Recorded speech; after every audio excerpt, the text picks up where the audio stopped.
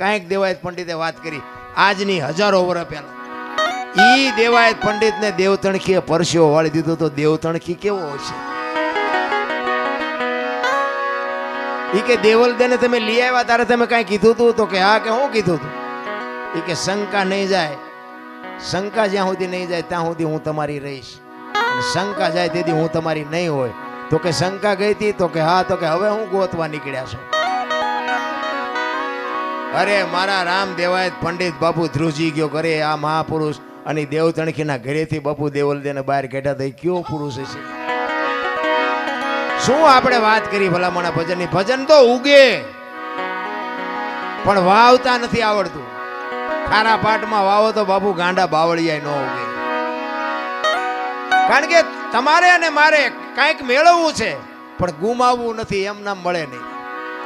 92 લાખ માળવાનો ધણી ભરથરી છે ને, જોજો વિચાર કરજો કે પિંગળાનો એક ઇતિહાસ એવો છે કે અશ્વપાળ પાસે રાતે ગઈ હતી અને ભરથરી આ જોઈ ગયો ને આમ થયું ને તેમ થયું ને આવી બધી વાતો છે. એ વાત ખોટી છે એવું મારો દાવો નથી, પણ હું તમને એક વાત કહું કે 92 લાખ માળવાનો ધણી હોય એનું બૈરું આવું જેવું તેવું હોય? એવું હોય જ નહીં. પણ આમાં શું છે કે સાચો ઇતિહાસ બધા દબાવી રાખ્યો છે, પાદરી ઉથડક વાતો કરે. આ રામાયણમાં છે ને, રામાયણમાં તે બાપુ કેટલી ઊંધી વાતો ચિતરી નાખીશ. રામાયણ છે કંઈક જુદી ને દુનિયા ઊંધી કરી નાખીશ. એ 92 લાખ માળવાનો ધણી ભરથરી પિંગળા વગર બાપુ એક સેકન્ડ નો રહે કે ઈ પિંગળાને છોડીને બાપુ સાધુ બની ગયો હોય છે. કેમ બન્યો હોય છે? વિચાર કરજો.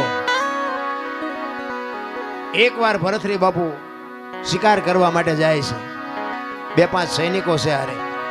એ શિકાર કરીને વળ્યા ને ત્યારે એક ગામની બાજુમાંથી નીકળ્યા અને એમાં કોઈક ભાઈ ગુજરી ગયેલો ને શમશાન યાત્રા નીકળી.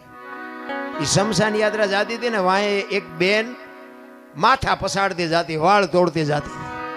એટલે ભરથરીને એમ થયું, એના સૈનિકોને પૂછે છે કે આ શમશાનમાં બેન બૈરા કોઈ દી ન જાય પણ આ બેન કેમ હાલી જાય છે? વાંહે એનો આ ગુજરી ગયો એનો ભાઈ છે, એનો ઘરવાળો હશે, એનો દીકરો હશે, શું હશે? એ કે આપણે આ પાકું કરવું છે. એ શમશાન હતું ને ત્યાંથી આમ આગા ઘોડા ઉભા રાખીને જોવે છે કે શું થાય છે. એ લાકડા બાકડા ગોઠવીને ભાઈને ગોઠવી દીધો અને બેન બધાને કગરે છે કે મને જવા દો, હવે મારું 17 વયું ગયું, મારે આ દુનિયામાં જીવીને હવે શું કામ છે? એટલે કોઈ છોડતા નથી ને પછી બેન ને બાપુ સત ચડ્યું ને એ જણના હાથમાંથી ચોંટ મારી નીકળી જાય, હળગતી અગ્નિમાં બાપુ એ દીકરી વહી ગઈ અને ભાડ ભાડ ભાડ ભાડ મંડી હળગવા. એ દીકરી હળગ